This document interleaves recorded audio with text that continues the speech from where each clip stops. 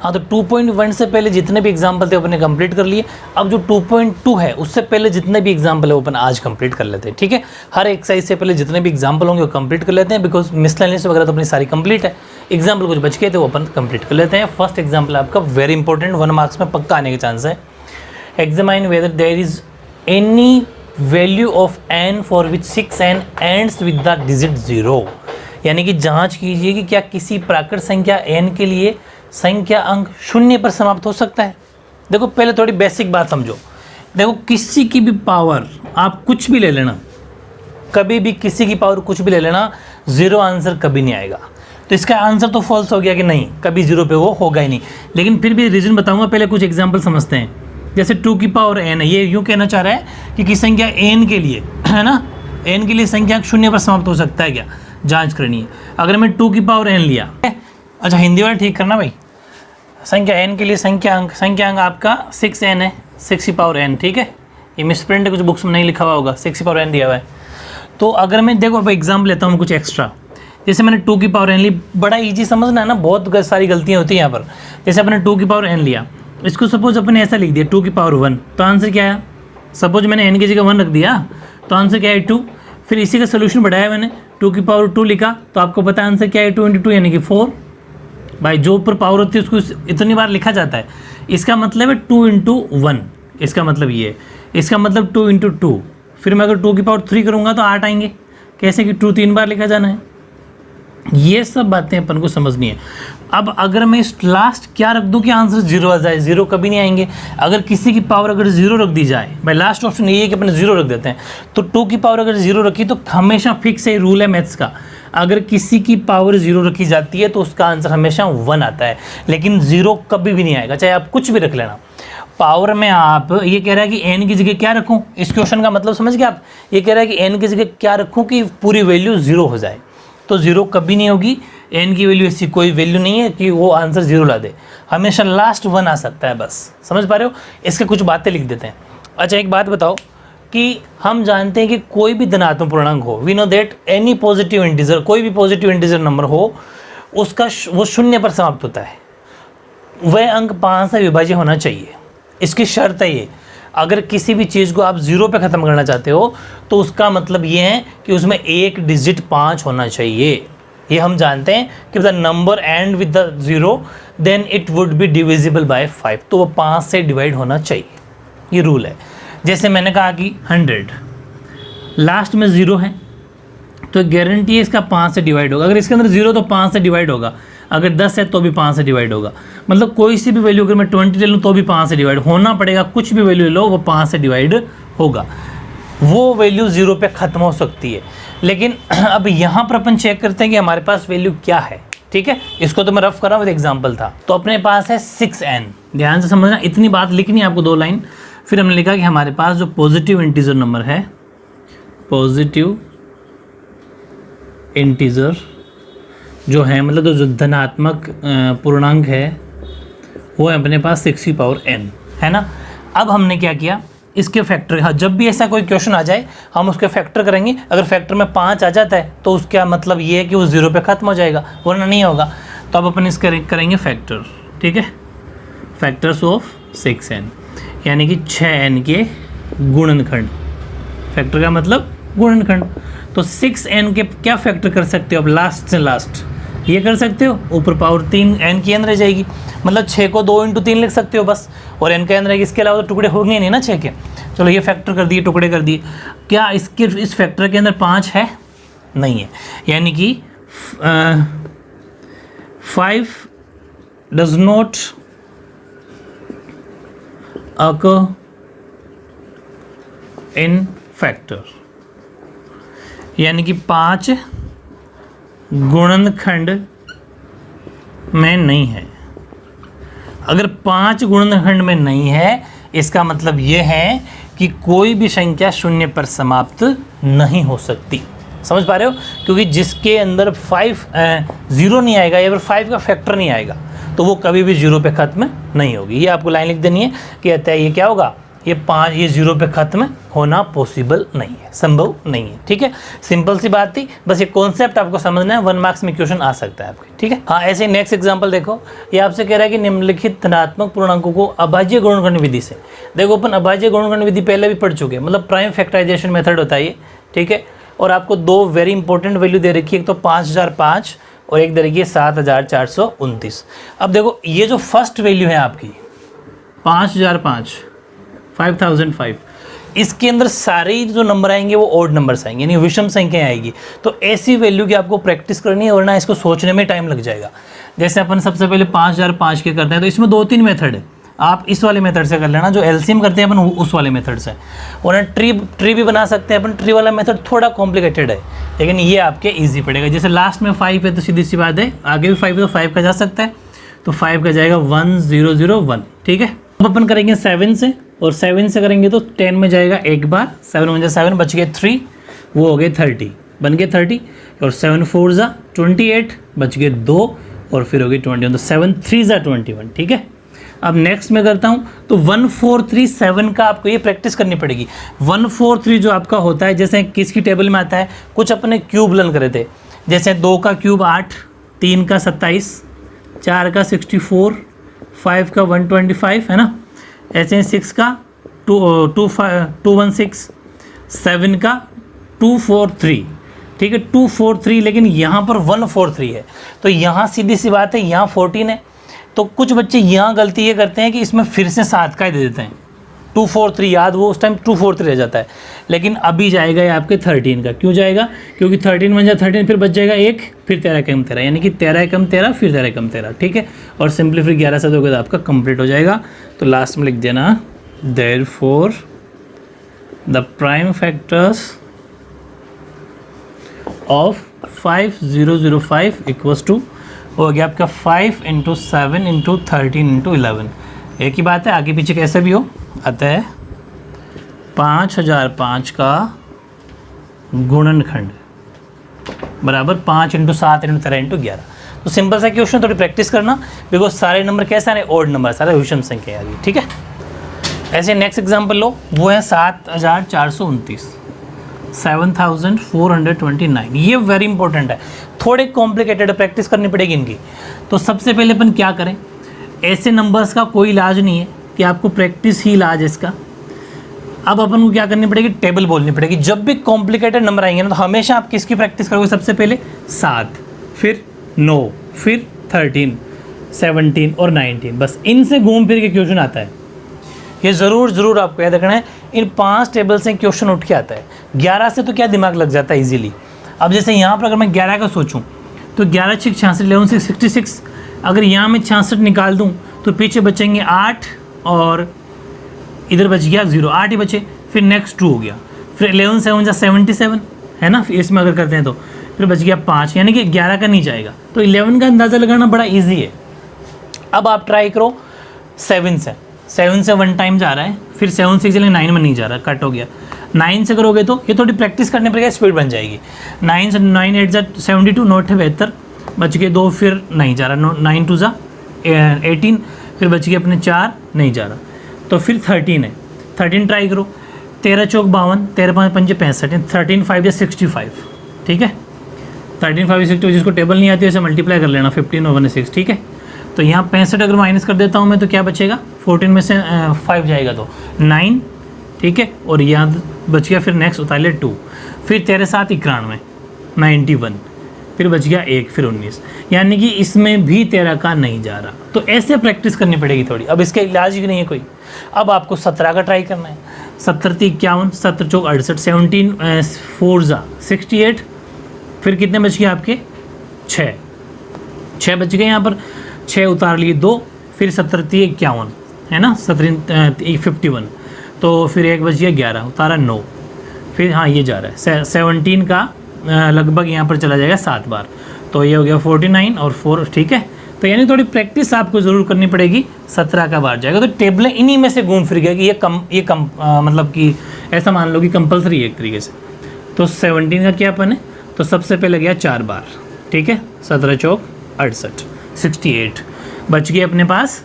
कितने बच गए थे फिर से बता दूँ, 6, फिर गया 70 3 51, 17 3 जा 51, क्या बच गया 11, उतारा 9, तो अब चला जाएगा पूरा पूरा 7 बार। ठीक है, तो है इजी, प्रैक्टिस करने पता चलेगा। ये मैंने जो टेबलें बताई इन पर थोड़ा फोकस रखना। किसी बच्चे को टेबल याद नहीं होती, लेकिन ये 5 पक्का कर लेना। ठीक है, क्योंकि प्राइम फैक्टर है, एक क्वेश्चन एग्जाम में पक्का है।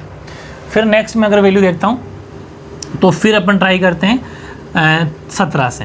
तो 17 कितनी बार जाएगा, 17 दूनी 34, 34, 17 51 हो जाता है, तो 2 बार गया। 34 अगर माइनस कर लिया तो 13 में 4 यानी कितने बच गए आपके 7 9। ठीक है, 13 में से 4 गए तो 9 बच गए, और इधर आपके कुछ बचा नहीं, फिर उतारा ये। और 17 में 97 कभी आता नहीं है। फिर ट्राई किसकी करी, वापस आना पड़ेगा। तो फिर अपने ट्राई कर लिया 13 का, 13 से अगर जा रहा हो गया, फिर 19 का ट्राई कर लो, 13 तो पहले कर चुके। 19 से करें, 19 दूना 38, 9 2 से 38। ठीक है, फिर अपने कितने बच गए, 13 में से 8 गए तो 13 में से 8 गए तो 5, और फिर 19 का जा रहा है। तो ये कुछ प्रैक्टिस कर लेनी है। अच्छा देखो, बेनिफिट ये है, अगर आपने एक बार ट्राई कर लिया, उस नंबर का सबसे पहले अगर नहीं गया तो अब नहीं जाना, इन तीनों को अब जाना ही नहीं है गारंटी, तो उन दोनों में से घूम फिर के जाएगा। अब अगर 17 का नहीं जा रहा तो इसी का जाएगा, कंपलसरी है। तो ये कुछ प्रैक्टिस के इशू है, जो आप प्रैक्टिस कर लोगे तो आपके काम हो जाएगा। 19 दूना 38, फिर कितने बच गए थे 5, और वो हो गए 19 3 57। ठीक है, और आपको पता है 23 तो खुद एक प्राइम नंबर है, तो 23 में 23 का जाएगा। और पिछले क्वेश्चन जो अपने फर्स्ट किया था उसमें सारे प्राइम नंबर ही थे एक तरीके से। जैसे अपने सबसे पहले 5 का किया था, है ना, उसके बाद अपने किसका किया था 7 का किया था, तो वो सारे उसमें प्राइम नंबर ही थे। प्राइम का मतलब अभाज्य संख्या है, जिसके हम खुद का भाग जाता हो। तो ये तीनों भी अभाज्य संख्या है, तीनों प्राइम नंबर है। अगर आपने इन दोनों एग्जाम्पल की प्रैक्टिस कर ली, इन दोनों एग्जाम्पल की, तो प्राइम फैक्टर क्वेश्चन इनसे बाहर नहीं जाएगा, पक्की बात है। ठीक है, तो लास्ट में लिख देना therefore the prime factors of 7 4 2 9 is 17 19 और 29। ठीक है, हिंदी में लिख देना, अतः 7429 के अभाज्य गुणनखंड बराबर 17 19 और 29। ठीक है, काफ़ी इजी, लेकिन प्रैक्टिस आपको करनी पड़ेगी। एग्जाम्पल नंबर 3 देखो, दिखने में कॉमन सा है लेकिन इंपॉर्टेंट है, बिकॉज इसमें मेथड कौन सा अप्लाई करना है, अभाज्य गुणनखंड विधि यानी प्राइम फैक्टराइजेशन मेथड बड़ा इजी होता है, लेकिन एलसीएम और एलसीएम दोनों आपको इसके अंदर निकालना है। ठीक है, अच्छे से मेथड रिवाइज कर लो, इन्हीं में से एग्जाम में क्वेश्चन आते हैं। जैसे अपन बात करें सोल्यूशन की, तो प्राइम फैक्टर करते हैं सबसे पहले, प्राइम फैक्टर्स ऑफ कौन सा, सबसे पहले 3 नंबर दे रखे ना, 144 180 और 192। तो अपन प्राइम फैक्टर मतलब अभाज्य गुणनखंड, अभाज्य गुणनखंड, अभाज्य गुणनखंड करते हैं अपन सबसे पहले 144 का, और करने का मेथड वही है, बहुत इजी है। इधर तो इक्वल्स टू लिख देना, और यहीं अपनी नोटबुक के अंदर आप साइड में थोड़ी सी जगह लेके करके आ जाना, दिखा देना, शो कर देना, कोई फ़र्क नहीं पड़ता। 2 7 जा और 2 बार। ठीक है, फिर 2 से जाएगा तो 3 जा और 6 जा। ठीक है, फिर जाएगा 18, फिर 2 से 9, फिर 3 से 3 और ख़त्म। तो इसके प्राइम फैक्टर क्या बन गए 2 × 2, या फिर आप पावर में भी लिख सकते हो 1 2 3 4, यानी कि 2 की पावर 4 × 3 की पावर 2, 3 की पावर 2, ये अपने इसके प्राइम फैक्टर हो गए। ऐसे पर नेक्स्ट नंबर लेते हैं 180। ठीक है, और 180 के प्राइम फैक्टर का मतलब अभाज्य गुणनखंड कर लो आप। सबसे पहले लास्ट में 0 तो 2 से जाएगा, 2 9 जा 18, फिर 2 फिर 45, लास्ट में 5 है तो 3 से कर लो और 5 से कर लो, 3 1 जा 15 जा, फिर 3 का चल जाएगा 5 और 5 का ख़त्म। तो इसके फैक्टर क्या बनेंगे 2 की पावर 2, यस, और 3 की पावर भी 2, और 5 की पावर बन देंगे 5 अकेला। नेक्स्ट नंबर अपना 192, 192 को भी कर लो, लास्ट में 2 है तो 2 से चला जाएगा, 2 9 जा 18, 2 6 जा 12, फिर 2 से किया तो 2 4 जा 8, और बच गया 2 8 जा 16, फिर 2 से 24, फिर 2 से 12, फिर 2 से 6, फिर 2 से 3 और 3 से 1। यहाँ पर 2 की पावर आई 1 2 3 4 5 6, यानी कि अगर अपन 192 के फैक्टर देखें तो 2 की पावर आई 6 और 3 की पावर आई 1। अब यहाँ पर क्या करना है, 2 बातें समझनी है आपको, वेरी वेरी इंपॉर्टेंट। एलसीएम के अंदर नाम में तो एल है, वापस सुनो, एलसीएम में और एचसीएफ में। एलसीएम में क्या होता है कि lowest common factor, highest common factor, लेसा पर लघुत्तम समापवर्त है, महत्तम समापवर्त है, लेकिन इसमें हमेशा हाईएस्ट पावर लेनी है। फिर समझ लो मेरी बात को, हाईएस्ट पावर यानी कि अधिकतम घात लेनी है और HCF के अंदर न्यूनतम यानी मतलब कि लोवेस्ट पावर लेनी है, यानी कि न्यूनतम घात लेनी है जो दोनों में कॉमन हो। ये बात आपको समझनी पड़ेगी।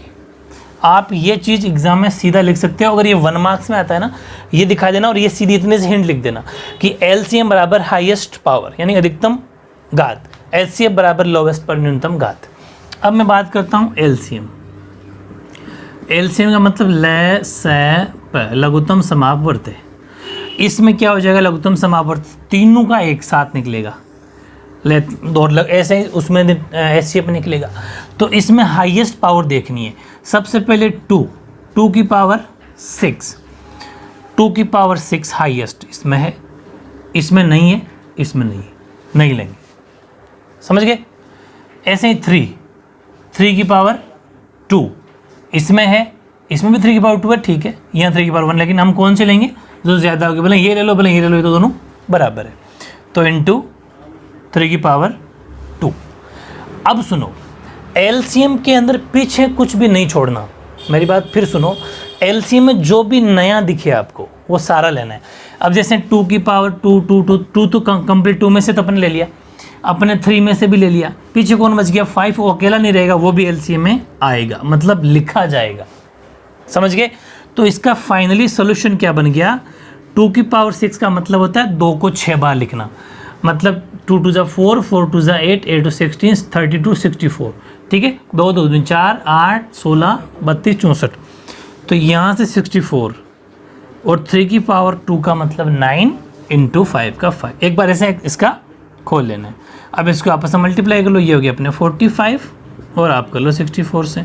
तो 64 को जब 45 से मल्टीप्लाई किया जाता है तो आप इजीली कर सकते हो। ये हो गया 20, 2 30 और 2 32, 16 1 24 और 1 25, यानी कि 0 8 8 2 2880 आपका LCM हो जाएगा।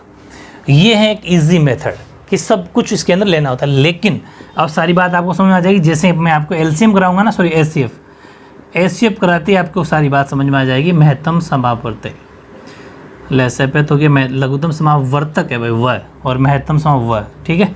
अब इसको मैं अगर करूँ HCF को, HCF में क्या देखना है, जो तीनों में हो, जैसे 5 इसमें है, इन दोनों में नहीं तो 5 नहीं लेंगे अपन। 5 जो है वो सिर्फ एक ही में है, तो बाकी दोनों में नहीं तो अपन नहीं लेंगे 5 को। लेकिन अगर मैं बात करूँ 3 की, 3 इसमें भी है, 3 इसमें भी है, 3 इसमें भी, तो फिर लें क्या, जो कम से कम हो। 3 एक बार है इसमें 2 बार है, तो क्या हुआ, इसमें 2 बार थोड़ी ना है, जो सबसे कम है उसको देखो। मतलब HCM में वही लेंगे जो तीनों में होगा, और तीनों में वो जिसकी पावर सबसे कम होगी। क्यों, बिकॉज वो सब में होगा। जैसे 3 की पावर 1 इसमें है, तो 3 की पावर 1 इसमें भी है, 3 की पावर 1 इसमें भी है, मतलब बिल्कुल सिमिलर हो। अब 3 की पावर 2 यहाँ पर है, लेकिन 3 की पावर 2 तो इसमें है ही नहीं, फिर तो कम पड़ गया ना। ऐसे HCF में क्या बराबर रखना पड़ता है। अब 2 की पावर 4 यहाँ पर है, 2 की पावर 6 यहाँ पर है, लेकिन 2 की पावर 2 ही है इसके पास, तो अपन को तो तीनों को बराबर लेके चलना है। मतलब हम इसके अंदर सिर्फ और सिर्फ 2 की पावर 2 ही लेंगे, जो तीनों में मौजूद होनी चाहिए। 2 की पावर 2 इसमें भी है, 2 की पावर 2 इसमें भी है, 2 की पावर इसमें भी है, यानी कि आंसर क्या गया, 3 इंटू 2 की पावर होता है 4, तो HCF हो गया आपका 12। ये है इजी और ऑथेंटिक तरीका, ठीक है। ये आपकी जो क्वेश्चन नंबर एग्जाम्पल नंबर 3 था वो आपका कंप्लीट। जो आपका लास्ट एग्जाम्पल है वेरी इंपॉर्टेंट है, पक्का 100% एग्जाम आने के चांस है। Find the HCF and LCM of pair of integers 510, 592 and verify whether product of 2 numbers of pair equals to HCF into LCM होना चाहिए।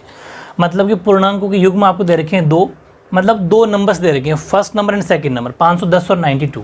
इनके HCM और LCM आपको पहले ज्ञात करना है, ठीक है। उसके बाद में इनकी जाँच करनी है, उसको वेरीफाई करना है कि इन दोनों का मल्टीप्लाई, इन दोनों का गुणा जो आपके LCM और HCF आएंगे इन दोनों से, उनके गुणा के बराबर हो, उनके प्रोडक्ट के, उनके मल्टीप्लाई के बराबर हो। तो पहला काम क्या अपना, इन दोनों के मल्टीप्लाई निकाले जाए, सॉरी इनके LCM HCF निकाले जाए। तो मैं अगर बात करूं 510 और 92 की, इनकी अपन सबसे पहले निकालें LCM और HCF, लेकिन सबके लिए अपन को क्या करना पड़ेगा, प्राइम फैक्टराइजेशन। तो आप लिख देना प्राइम फैक्टराइजेशन ऑफ 510 है 92, यानी कि अभाज्य गुणनखंड करने पर, ऐसे लिखना 510, 92 के अभाज्य गुणनखंड करने पर। अब क्या करेंगे, 510 के प्राइम फैक्टराइजेशन करेंगे, ये वाला मेथड। 2 की टेबल से 2 2 4 बच गया 1, 2 5 10, ठीक है। और फिर अपना देखो 2 2 4 बच गया 1, फिर हो गया 11, 2 5 10, फिर 2 5 10। ये थोड़ी प्रैक्टिस करनी पड़ेगी। अब लास्ट में 5 है तो सीधी सी बात है 5 का तो जाएगा ही जाएगा, लेकिन क्या 3 का भी जाता है, वो ट्राई कर लो। तो 5 5 10 और 2 12, 12 की टेबल में 3 आता है, इसका मतलब 3 का भी जाएगा। 3 8 24, 3 5 15, फिर 8 5 13 नहीं जाएगा, अब तो 5 का ही जाएगा। 5 का जाएगा तो 17 85, ठीक है, हो गया। 17 और 17 तो आपको पता है, 17 में तो 17 का ही जाएगा। तो इसके प्राइम फैक्टर क्या हो गए, 510 के प्राइम फैक्टर हो गए 2 × 3 × 5 × 70।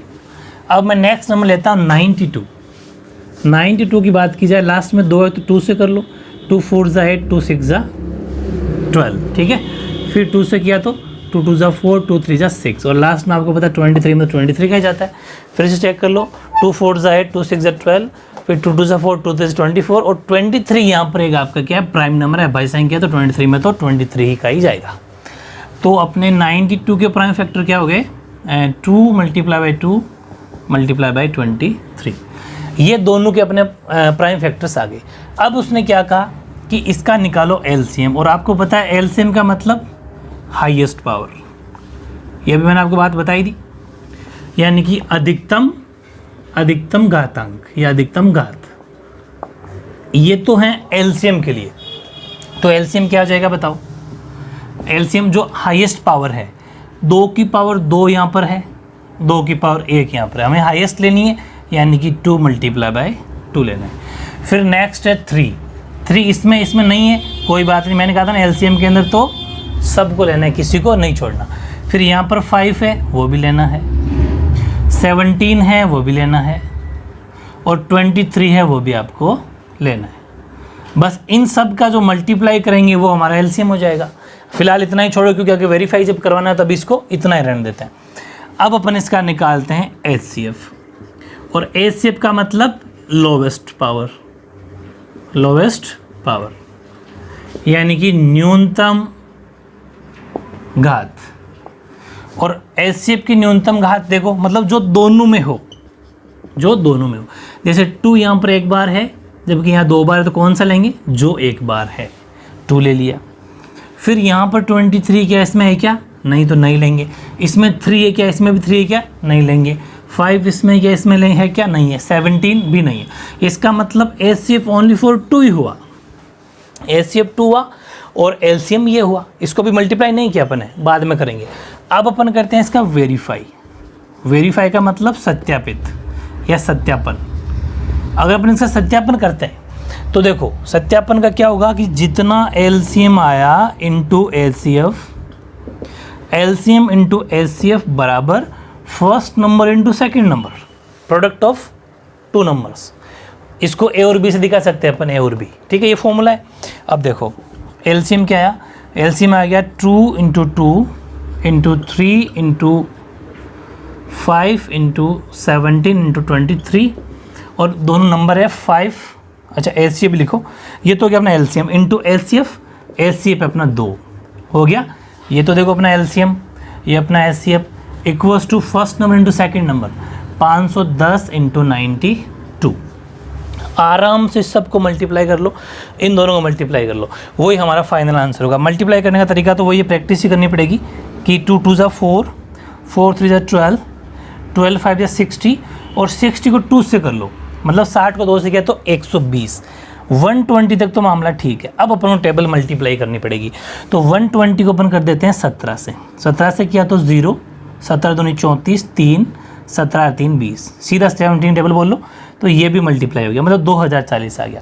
और 2040 जो आया अपना मल्टीप्लाई 2040, इसको अब लास्ट करना अपन को 23 से, ये अपन को मल्टीप्लाई करके देखना पड़ेगा।